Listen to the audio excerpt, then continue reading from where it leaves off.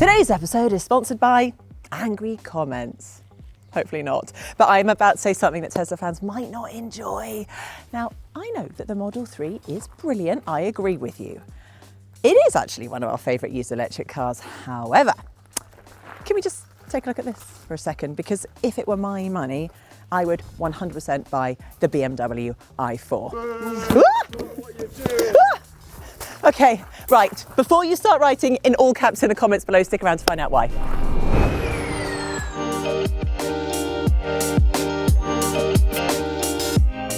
Now, if you are looking to buy a used EV, which you probably are if you're watching this, electrifying.com is where we help you avoid all the usual mistakes. We also list used cars, so go and check it out. In fact, if you're watching on a TV or computer, scan the QR code and browse on your phone while this video keeps playing. Don't go anywhere. Right, bit of context for you. So, I am filming this in the summer of 2026.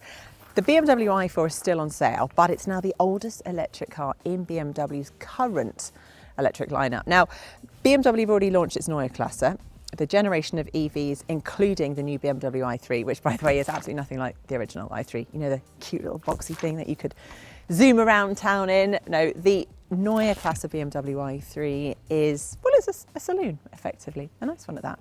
But anyway, back to this. I think the i4's time in new car showrooms is going to be limited, which suddenly makes it a very appealing used buy, particularly because it's been on sale since 2021, so coming up to 5 years now. If you look at the history of the i4, it has been a consistent bestseller here in the UK, which is also handy because it means there's going to be lots of used available to buy.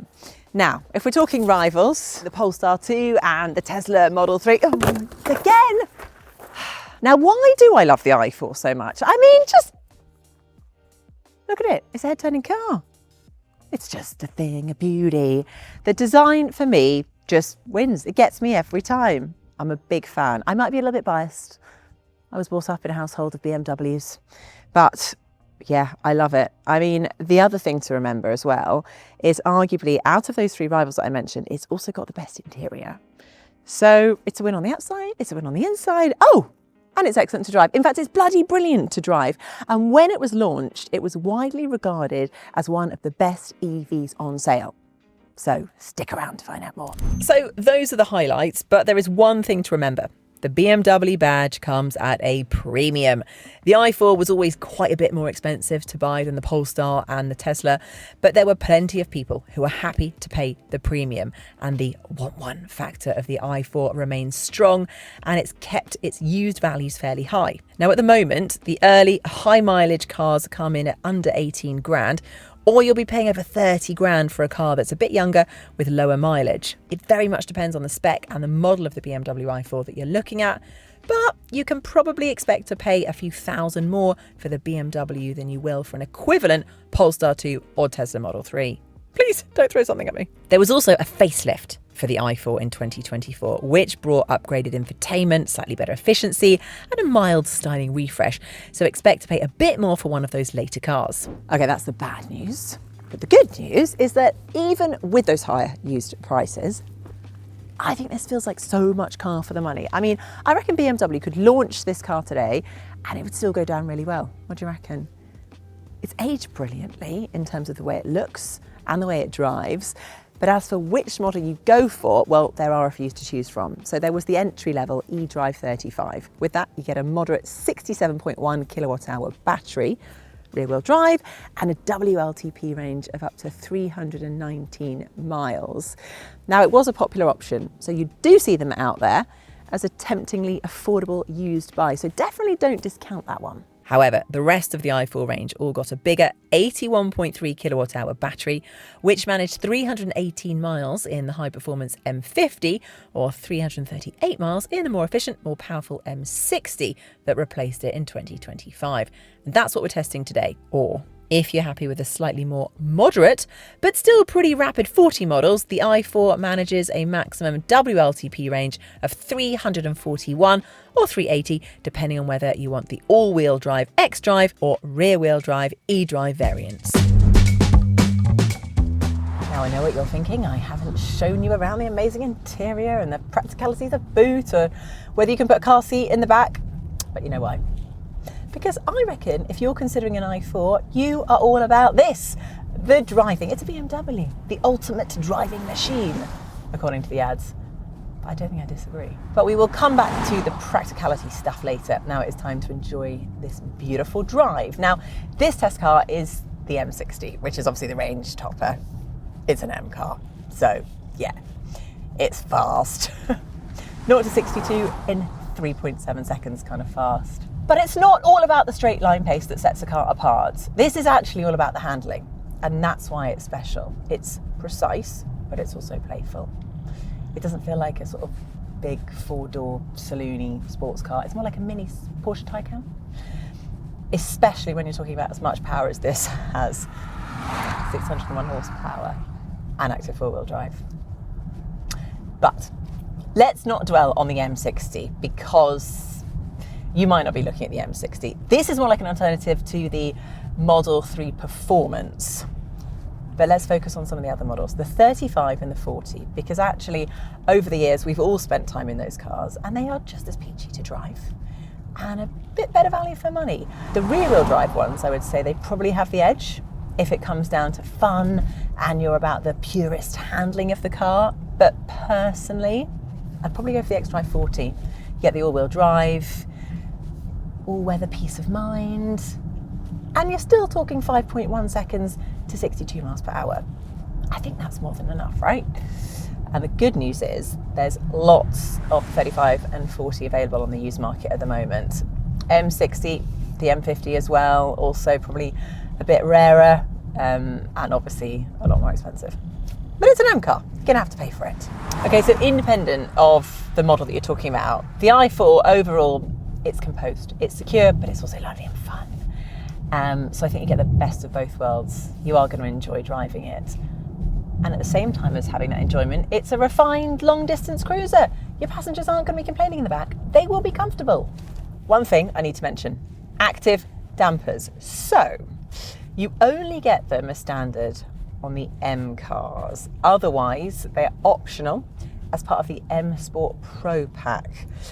Now, I haven't actually driven a car without the dampers, so honestly, I can't really give you an honest opinion of the difference that they make, but there are lots of used cars out there with them, and personally, I'd probably go for the extra and get them if you can. So basically, you'd go for eDrive or xDrive 40, active dampers, and then, well, the rest is kind of irrelevant, isn't it? You're in an i4. Enjoy it. Right. Let's calm down and remember the sensible stuff, shall we? Let's start with real-world range. So if you're happy with a smaller battery in the 35, owners are reporting real-world range of around 190 to 260 miles, depending on conditions. And you're going to see similar real-world range in the M50, a fraction better in the M60. The 40 models will do more like 220 to 330 miles, obviously depending on the condition and how you're driving it. Charging speeds peak at 180 kilowatt for the 35 or 205 kilowatt for the rest of the lineup. So you'll get a 10 to 80% rapid charge in under 30 minutes in any i4 model, or a 100 mile top up in around 10 to 15 minutes.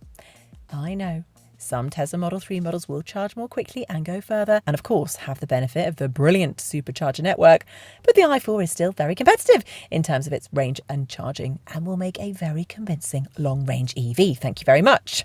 Interior-wise, I mean, I just feel it's a classy place to be, isn't it? What I love is that it's a traditional interior. It's about the driver.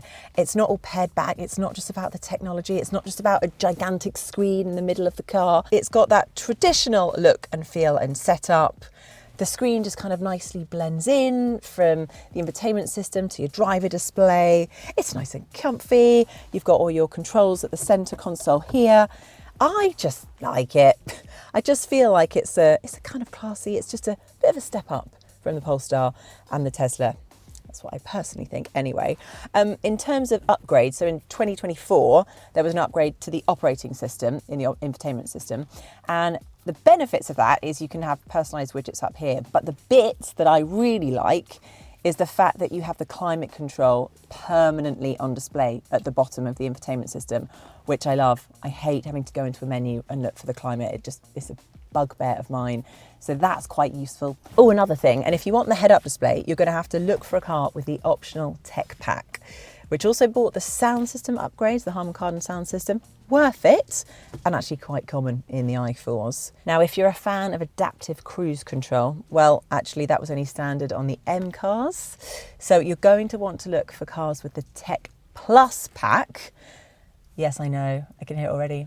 The Polestar 2, the Kia EV6, the BYD Seal and the Tesla Model 3 Defenders are reaching for the comment section right now to tell me that the BMW i4 was, well, expensive and not well equipped. And compared to those cars, you are right. But look at the quality you're getting, and the majority of cars in the UK respect with the packs that get you the stuff you want. So it's not hard to find an i4 that's the right spec for you, even if, yes, you've got to be willing to pay for it. And with the power of the edit, I'm in the back, which is not a bad place to be, you know. Even with this sort of, you know, sloped roofline, it still feels relatively spacious. Obviously there's a little bit of headspace up there, but I don't think your kids are going to be complaining to be back here. You've got 2 sets of Isofix, you've got the ski hatch, oh, and look at that, you've even got some handy cup holders, and plenty of charging back here too. So I don't think your passengers will complain. Whoever the 5th person is, though, is going to have a small bum. It's a bit narrow. The boot's also going to help with family life because you've got 470 litres of space, a big hatchback boot opening. And yes, it is a fairly shallow boot area.